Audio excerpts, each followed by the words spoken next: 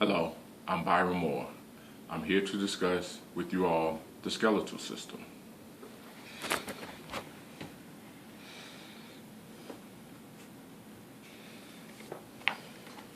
The skeletal system consists of all the bones and the joints where they're attached to each other.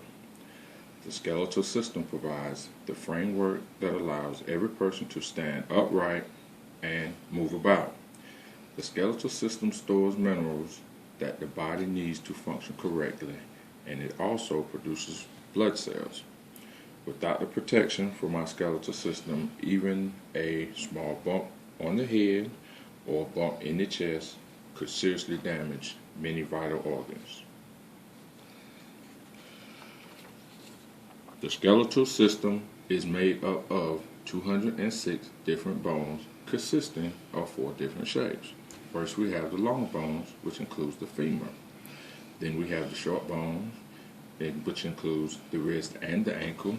And we have the flat bones, which includes the skull and the scapula. Last but not least, we have the irregular bones, which includes the vertebrae. There are 2 types of bone tissue.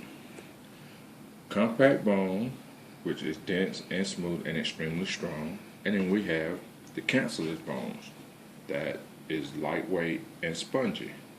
Both contain cells that consist in making repairs if a bone is broken or injured in any way. There is a shaft called the diaphysis found typically in long bones, composed totally of compact bone with 2 ends called epiphysis that is totally composed of cephalous bones, covered with a membrane of living cells called the periosteum. The main shaft is where the muscles and tendons attach. A cavity called the medullary cavity located inside the main shaft contains bone marrow, which produces blood cells, stores fat, and is a vital part of the immune system. There are 2 divisions of the skeletal system. The exoskeleton includes bones that form the longitudinal axis of the body.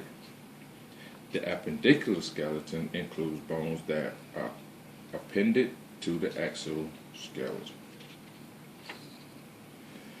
The exoskeleton, comprising of the skull, vertebral column, and the thorax, and includes 80 bones. The appendicular skeleton, comprising of the shoulder, upper extremities, hip, and lower extremities, includes 126 bones. The upper extremities, more commonly known as the arm, connect to the exoskeleton using the shoulder girdle, which includes the scapula and the collarbone. The humerus and radius and the ulna of the forearm make up the arm, and 27 separate bones join to make up the hand and wrist. The bones that consist of lower extremities are joined to the exoskeleton by way of the pelvic girdle that is formed by the 2 hip bones. The pelvic girdle protects the reproductive organs, lower colon, bladder, and the rectum. The strongest, longest, heaviest bone in the body is the femur. At one end of the femur, the pelvis is attached, and at the opposite end, the lower leg is attached, that consists of the tibia and the fibula. The fibula bears absolutely no weight, leaving the tibia to take up all the slack.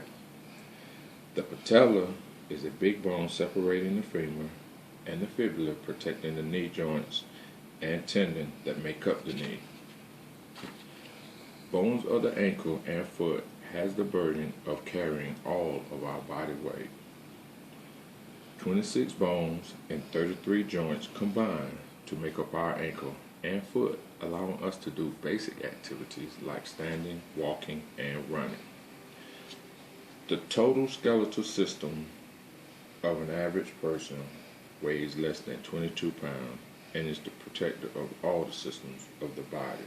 Without the skeletal system, the body we have would not be able to do the basic functions that we all take for granted.